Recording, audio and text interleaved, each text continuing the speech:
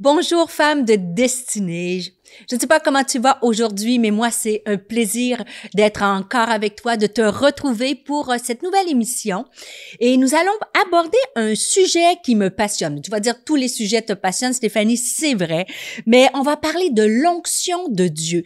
Comment devenir une femme d'onction? En fait, Dieu veut faire de toi une femme d'onction. Il veut déverser en toi son onction jour après jour.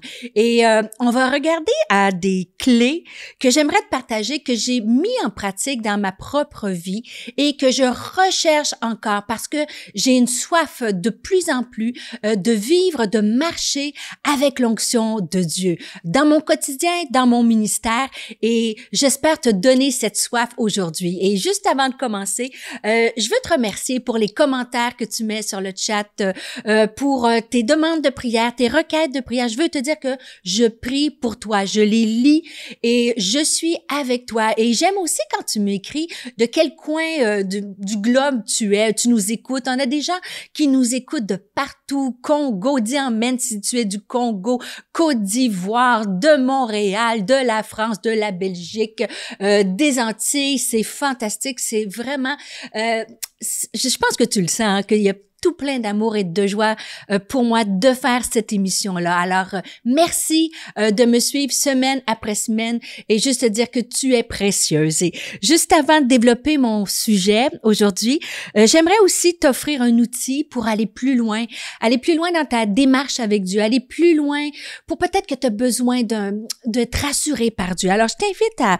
à regarder ma masterclass sur les secrets de la femme de destinée.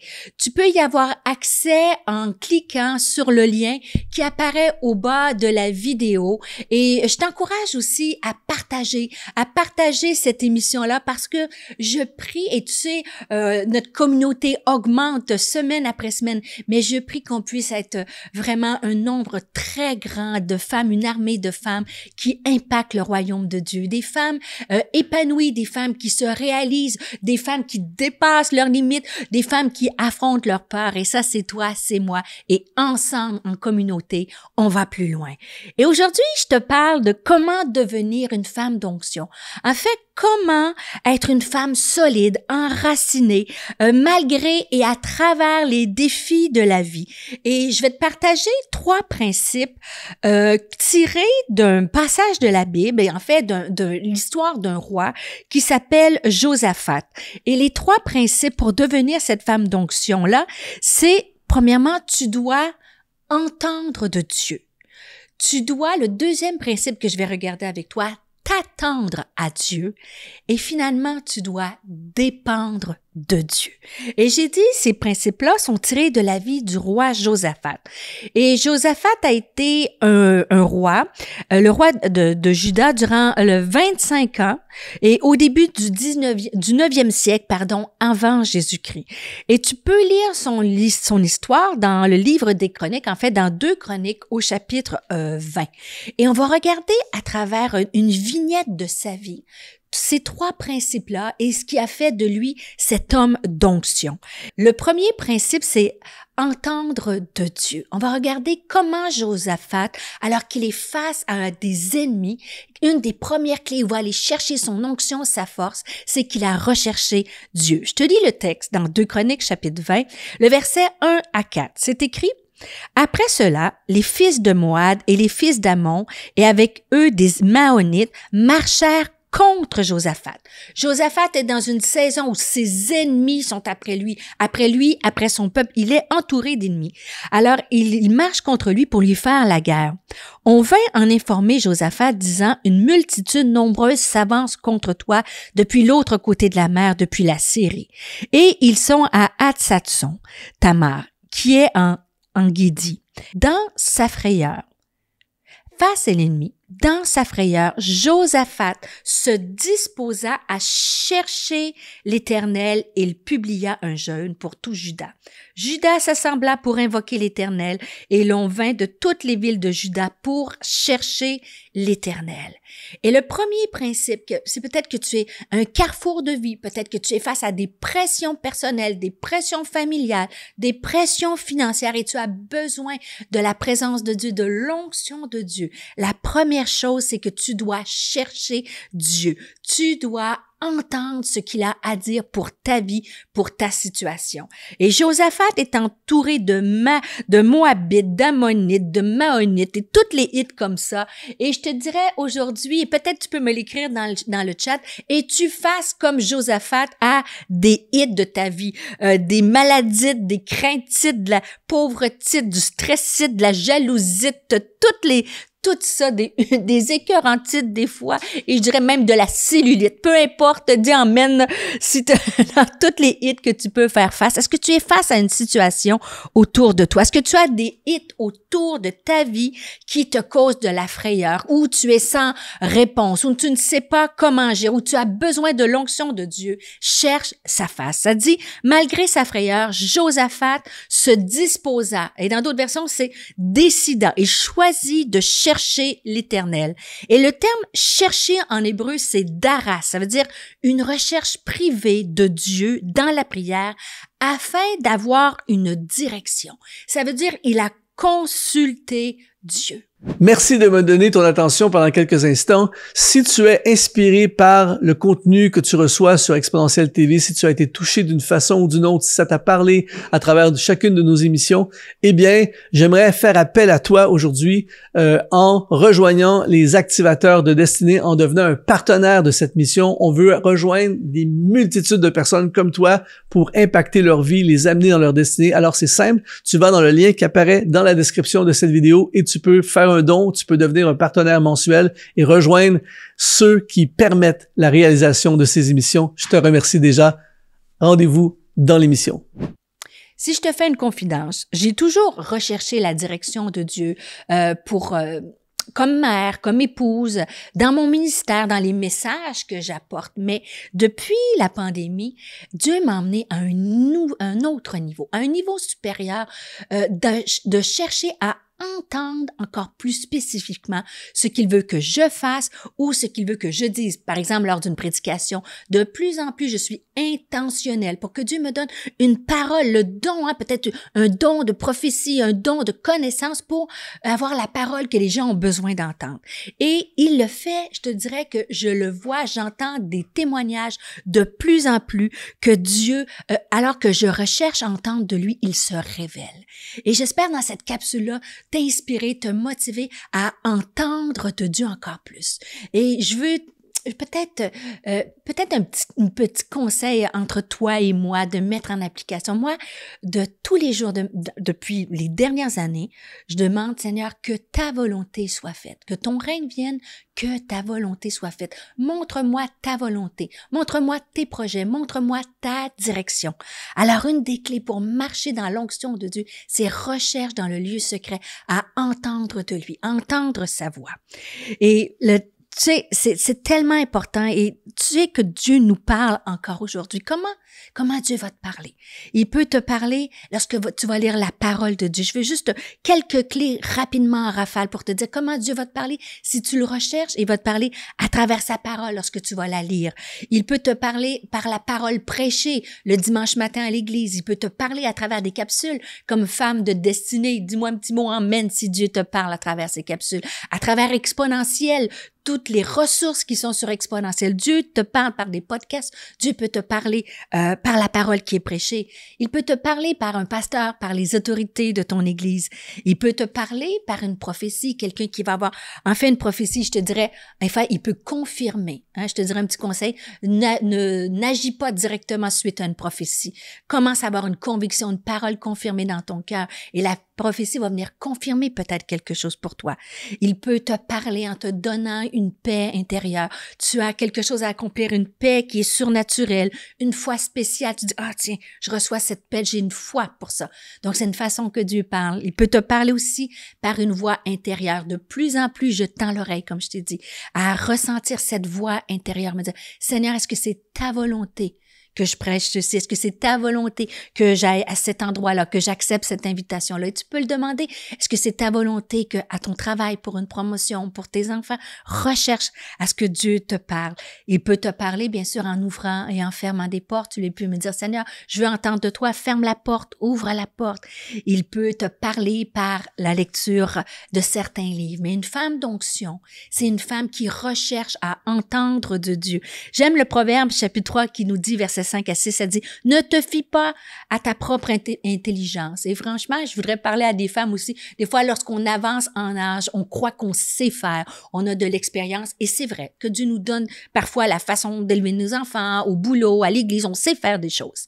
Mais une femme selon l'onction, c'est qu'elle ne marche pas sur sa propre intelligence, mais elle place toute sa confiance dans le Seigneur. Et ça dit le proverbe, hein, « Appuie-toi sur lui dans tout ce que tu entreprends et il guidera tes pas. » Pour être une femme d'onction, j'ai dit, tu dois entendre de Dieu. Principe numéro 2, tu dois t'attendre à Dieu. En fait, on entend et après ça, tu dois croire que Dieu a la capacité de le faire. La suite du texte, ça nous dit que Josaphat a recherché l'Éternel. Il a cherché Dieu pour sa situation.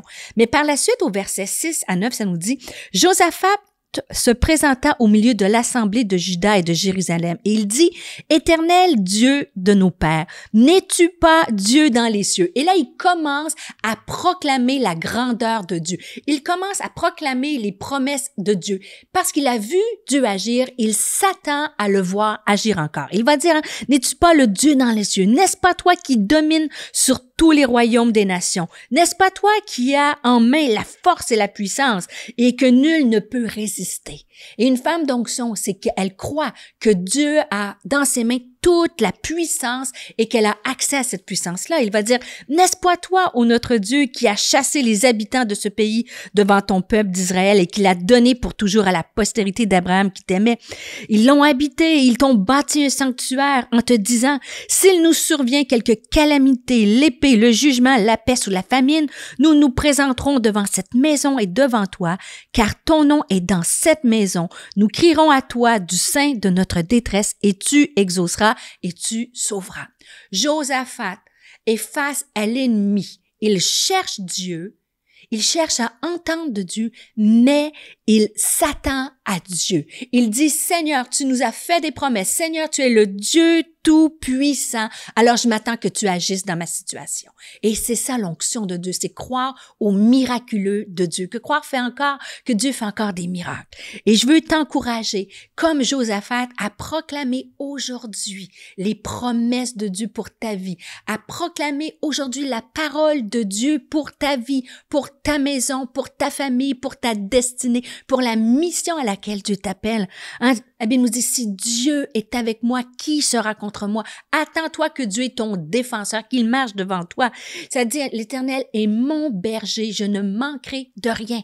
Attends-toi à ce que Dieu va pourvoir à tes besoins. Attends-toi à lui.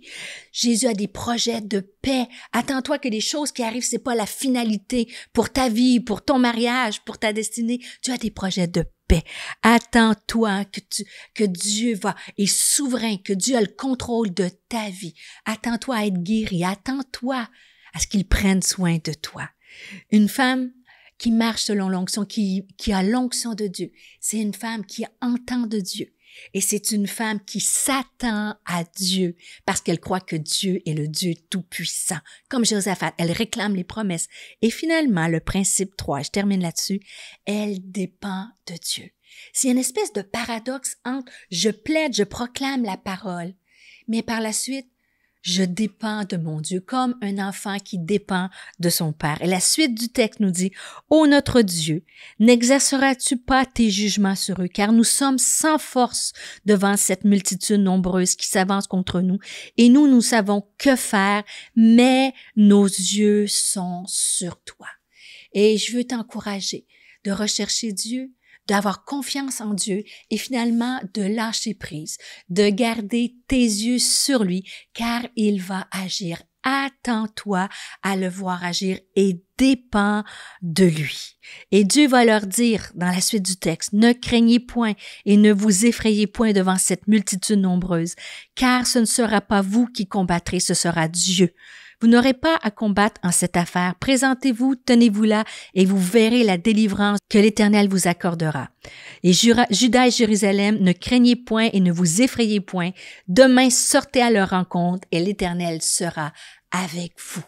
Alors, je veux t'encourager dans ta situation à dépendre de Dieu.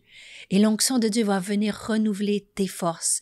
Et en terminant, je veux te partager un témoignage où ces 3 principes-là, j'ai dû les mettre en pratique dans ma vie. Et peut-être que tu n'es pas au courant, mais il y a quelques années de cela, j'ai été quand même en arrêt pour maladie, arrêtée parce que je souffrais d'une maladie qui était assez rare. Et c'est drôle parce que c'est arrivé dans une saison de ma vie où je cherchais à entendre de Dieu et comme Dieu m'avait parlé par sa parole, confirmé par une prophétie, par des lectures bibliques, que je devais, en plus de mes fonctions pastorales à l'Église Nouvelle Vie, commencer à voyager. Je commençais à voyager un peu en francophonie, donc j'avais entendu de Dieu et je savais que c'était sa volonté. Et là, Dieu a commencé à ouvrir des portes pour moi et je voyageais, je m'attendais à Dieu et je voyais Dieu agir. Et il est arrivé un moment où j'ai fait une conférence, je suis partie pour un long week-end et j'ai dû prêcher peut-être 9 fois en quelques 3-4 jours.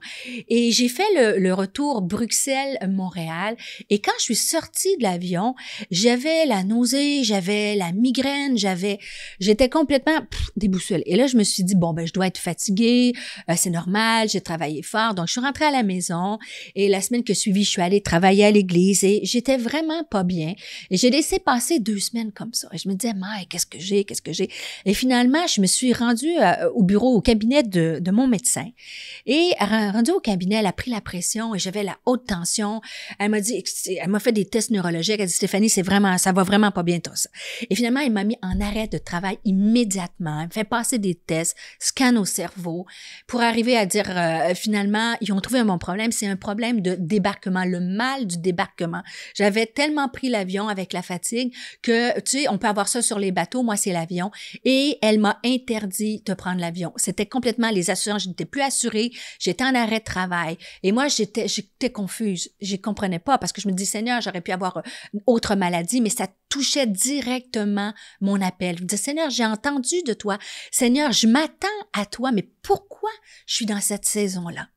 Et finalement, ça a duré 1 mois, 2 mois, 3 mois. Et le médecin m'a dit, je sais pas qu'est-ce que ça va faire, mais ça passe pas. Ça se peut que tu ne puisses plus jamais reprendre l'avion. Et là, je te dis franchement, il a fallu que je dépende de Dieu.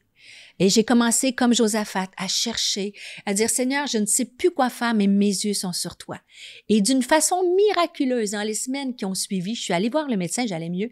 Elle m'a dit, je sais pas, t'es complètement guérie.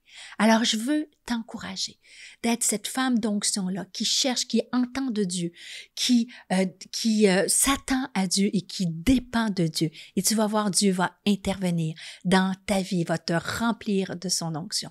Je te laisse là-dessus et n'oublie pas, tu peux regarder la masterclass gratuitement. Tu n'as qu'à cliquer sur le lien qui apparaît sous la vidéo. Partage avec des amis. Je t'aime et j'ai hâte de te revoir pour une prochaine émission.